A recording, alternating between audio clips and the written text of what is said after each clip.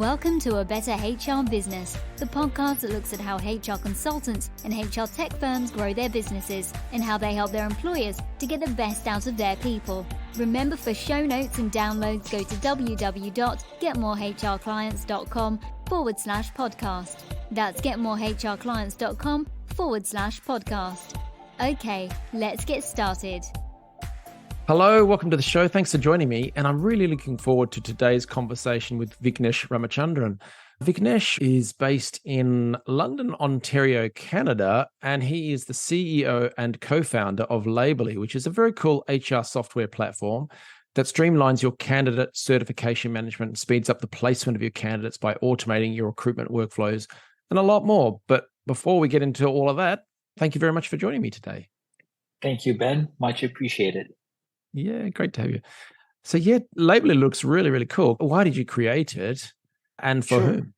So my background is in IT consulting, and way back when, 2015 or so, we were working with a client that serviced the skilled trades and mining industry in Canada.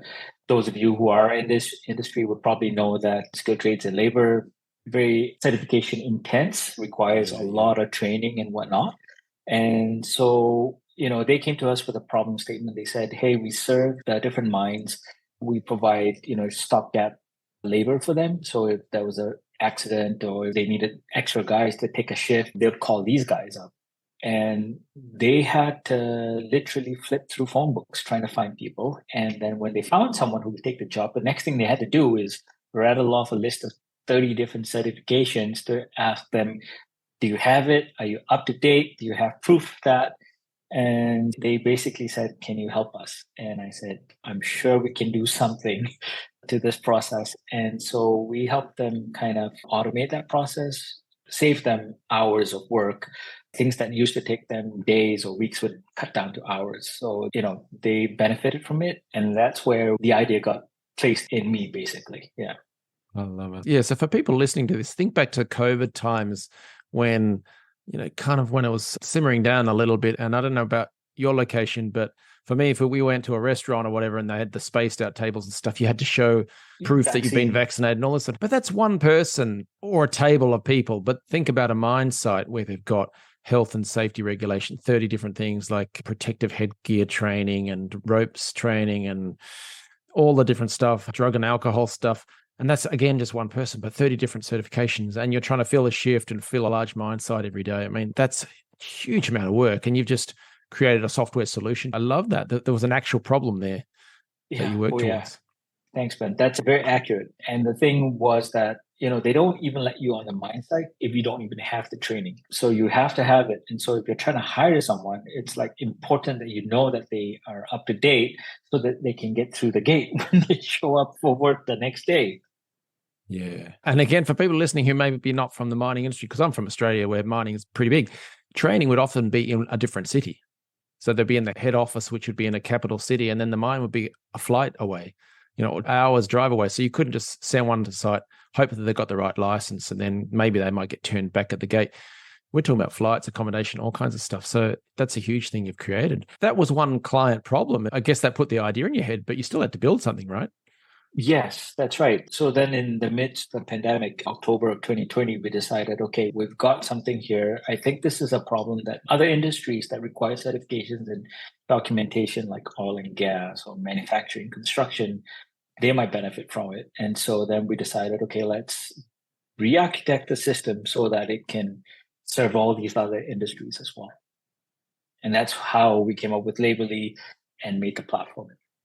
Got it. When you say other industries, what are the other industries? So oil and gas, manufacturing, construction, these are the ones that have got requirements for skilled trades, or anybody else really. We've seen people in healthcare, especially now in Canada, and also food and beverage and hospitality that require people to be hired for short term or for long term, and you need multiple people to cover shifts and stuff like that. Yeah. Wow. Very cool. And it's Canada focused? We serve clients in both the US and Canada. Oh, okay. That's pretty complicated because you've got national regulations, national legislation, national permits and things, but then you've got state-based and regional based and local project based stuff as well, I'm guessing. There's a lot of stuff to cram into some software.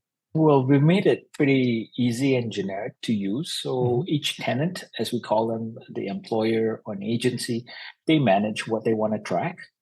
So they bring their expertise to customize their instance of the system. Their candidates are private to them. We don't share that information with anybody else. And so it's basically their workflow, their certifications, their candidates. We're just giving them the tools to manage all the information in one place. Got it. And there's so much HR software out there. How does it fit in terms of the employee life cycle? So you might have recruitment and selection, so selecting the right type of person, and then you are another stage along, and then you've got onboarding and learning and development. Do you need to connect with other pieces of software, or how do you get around that challenge, or is it a challenge at all?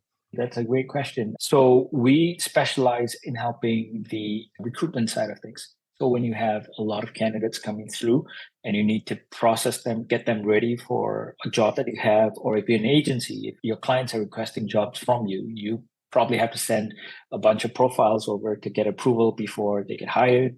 So that's where we come in. Once that's done, we can integrate to any other platform that you use to onboard and store employee information. We obviously track all the certifications and expiry dates and send all that stuff out, but most people use us to streamline the recruitment process.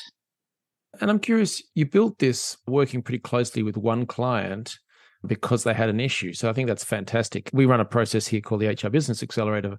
We've got a client going through and they're working with one of their clients to develop a consulting thing. So it's not software, but still they're working with the business to refine what their final offer is and stuff. For you, branching out to other industries and stepping away from that one client, how did you evolve the product or take on more information so that it didn't just suit one client but no one else? How did you deal with that? Right. Yeah, no, that's a great question, Ben. We started off with what we knew from the mining industry, and then lots of calls, lots of talking to people, finding out what their pain points. And, we've evolved to the point now where we've identified a new issue that people are facing post-COVID. I call it the deluge of applications. And this seems to be the common thing that everyone seems to be facing when it comes to hiring. You post a job out on Indeed or LinkedIn, and then you get 500 applications for a job. And now your HR person is freaking out because you're asking them to place the job at the end of the week and there's not enough hours to go through 500 resumes. Sound familiar? So we're trying to address that problem now, and we're finding that that's a problem that resonates with people. And being in tech ourselves, it's easy for us to kind of pivot and move our product towards that. So what would the recruiter or the hiring manager experience? What would they see? What we've interjected in the process, we ask people to introduce a scroll stopping moment, like social media, you're scrolling stuff, right? Yeah. And they tell you about the ads and put a picture there to stop the scroll. So what we ask is put something there to stop the quick apply. So in our case, for our clients, we tell our clients to, in their job descriptions, leave a little Easter egg there saying, if you create your profile on this platform, which is customized to them, you are more likely to get viewed by us. And then leave it up to the candidates. And those who actually read the descriptions will find it, will create a profile. And now instead of dealing with 500, you're dealing with maybe 20, which is far more manageable. And if identified that this person is actually a little bit more serious in the application process, there are lots of people who say, make it as simple and easy as possible. But then we also have to think about the employers. Yeah, absolutely. That's a very clever process to add a little barrier to make them think about their application rather than, as you say, just clicking a button so it's done, which is a painful process. The deluge, I like that. I like that one. What would you say would be the future of Labourly? Is it same but improving the processes or adding new features and products? Because, it's kind of a roadmap decision and it's very difficult to work out what to do now and into the future. Yeah, we had a product roadmap which was pretty fleshed out. And then November of 2022 happened and ChatGPT came out and, upended everything, right? I would say that it has introduced a whole new playing field with regards to using AI in work. It's not going to replace people, but it's going to enhance what people do. And a lot of the work that we do is labor intensive. It's people reading documentation. It's verifying this, verifying that. I think for us as a group, and we're hearing from our clients as well, and we're getting a lot of feedback from our clients, how can we best adapt our product, our processes to benefit most from AI? So that's where we're still in the process of getting feedback and helping our clients decide the next step in our product map. Wow.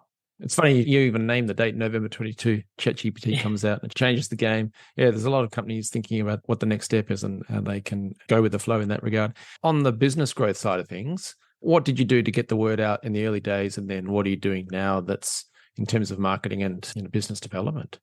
Sure. In terms of getting the word out, it was all the usual email campaigns, LinkedIn campaigns, blog posts and whatnot, getting traffic, talking to people, reaching out to personal networks. My wife is my co-founder and partner as well, and worked in the mining industry. So we had some legacy context there. Now I think what we're trying to do is also bring the value to and speak to the things that we've learned in this process. So hence I'm talking to you, talking to your audience, and to see how we can help them and what value we can bring to people's processes. Got it. Some companies tend to jump straight to advertising, online advertising, whether that's Google ads, LinkedIn ads, Facebook ads. Did you go down that path at all? We did try the ads. I would say my results were mixed. I didn't have a clear winner for that. I had a lot more success with outreach via email and LinkedIn. And a lot of people would try that too. And it's very saturated since the world went remote work and everyone's on LinkedIn and everyone's doing the connect, and then the next thing is, hey, buy my stuff. How do you get around that issue? Because I think it's perfectly fair to contact people and say, you potentially could benefit from our product or service. There's nothing evil or annoying about it. It's business, but it's a tough one. How did you go about approaching that? So what I did was actually just have a chat, find out about the person and talk to them. I love talking to people, and I sent you a message and we had a little chat before I agreed to speak with you here. And I think that's important. We miss that all the time. We get a connection request and the next thing is, I do this. Do you want to schedule 15-minute? And my inbox is full of those messages. And I'm like, I would like to reply to every one of you, but it's become a little impersonal and a little bit frustrating from that point. So I try to do what I would want someone to do for me, which is get to know the person, talk to them about anything, really, make a connection. Like typically when you would network, you'd say, hey, would you like to catch a coffee, catch a drink, something? And then take the conversation from there and see if there's value that you can bring, because I'm not here to change the way people do things unless I can bring value. If I can't bring you value and what you're doing works for you, go ahead, keep doing what you're doing. But if there's a pain point, if there's something that you need help with, maybe a different set of eyes on something, I'm happy to do that. Yeah. On the blogging side, personally, I've always loved blogs. Would you say they're dying? Because you hear that from time to time. What are your thoughts on the company blog? Actually, I love the company blog. We put out lots of useful information, our thoughts on, what's happening in skilled trades in Canada, different tools recruiters can use. And I think it's helpful. Not everyone wants to watch a YouTube video. Maybe sometimes people want to read something, and having that content information out, how we could help is useful, I think. So I don't think blogs are dead. They might evolve. You might have video blogs maybe, but I don't think blogging is dead. It's a good source of information. Yeah. It's funny. I've gone through lots of different training programs and they've always got hundreds of hours of videos and things like that. And the videos have got their place, absolutely. But in our own programs for the solos and startup businesses, we've kind of converted from videos to putting a lot more text-based stuff. Okay. Because people can just read it and boom, implement. So exactly. I think blogging is certainly here to stay. Yes, there'll be different structures and Google will deliver different results in different ways, but you just evolve your writing in that way. Are you looking at any other types of marketing in the future?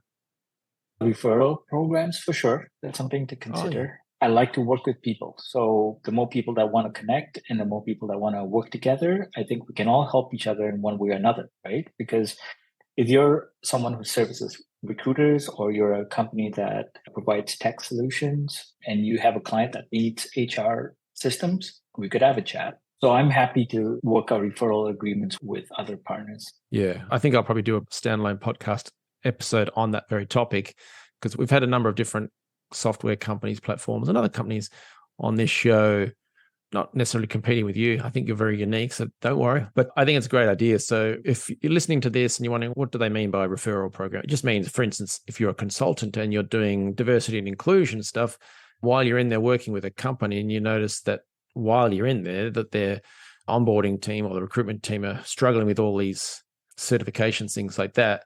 In fact, that may come up quite naturally in a diversity and inclusion consulting project, because they say, look, we can't get to the DEI and diversity, inclusion, and belonging stuff because we're just swamped with all this certification stuff. Oh, hang on. I know a company, Laborly. Let me introduce you, because they could take away that stuff, which means you can work on higher value added stuff. So as a consultant, you could refer in Laborly, helping the client. So you're genuinely helping the client, and you could either, through a referral program, some companies, the consultant can do a discount for the company if they don't want to collect a referral fee. Others, they actually pay a referral fee, or however it may work. So there's all sorts of different options. And then, of course, the third option, which we do a lot, is where we partner up different companies. And so if you're an HR related company, maybe a recruitment software or onboarding software, something like that, you might happily team up with Laborly and run joint marketing events, whether they be challenges or webinars and stuff like that. So it sounds like you guys are open to that. Is that right? Yeah, absolutely. Yeah. Yeah, very cool. So yeah, what do you see the future holding? I guess it's probably around the whole AI thing. Is that right? It's definitely a big part of the future. A lot of people are concerned that they're going to lose jobs and whatnot. And my words to them, which I'm sure everybody else has said, you're not going to lose your job to AI. You may lose your job to someone who's leveraging it. So don't be afraid of it. Embrace it in all the different parts, because at the end of the day, I think it's going to help us take out some of the drudgery, so you can focus on the creative stuff that you enjoy. Nobody likes paperwork. I don't like paperwork. Maybe there are people who love paperwork. And if you love paperwork, then I'm sure the AI can find you ways to have more paperwork. Yeah. So if someone listening to this wants to learn more about Laborly, maybe become a client or refer business to you, or potentially partner up in some way, what should they do next? Go to our website. We have a big button that says book demo call. Click on that button and schedule a call with us, and we'll be happy to discuss how we can help you or what we can do from there. Got it. Now, you guys are Canada-based, so that's Laborly with a U, right? Yes, that's right. Laborly with the U. Okay, so www.laborly.ca. And as an Australian, I thank you for using the correct spelling. Vicknesh, this has been great. I love what you guys are doing with Laborly, and I love that you're in the business with your wife as well. But yeah, you created something great, which is removing painful administrative headaches for companies and basically helping them hire more people and easier, I think. So yeah, congratulations, and thank you for joining me today. Thank you, Ben. Thanks for joining us today on A Better HR Business, the podcast that explores the world of HR consulting and HR tech businesses. For show notes and downloads, go to www.getmorehrclients.com/podcast. That's getmorehrclients.com/podcast. Remember to subscribe and share the show with any friends who are busy growing a HR business. Thanks, and see you next time.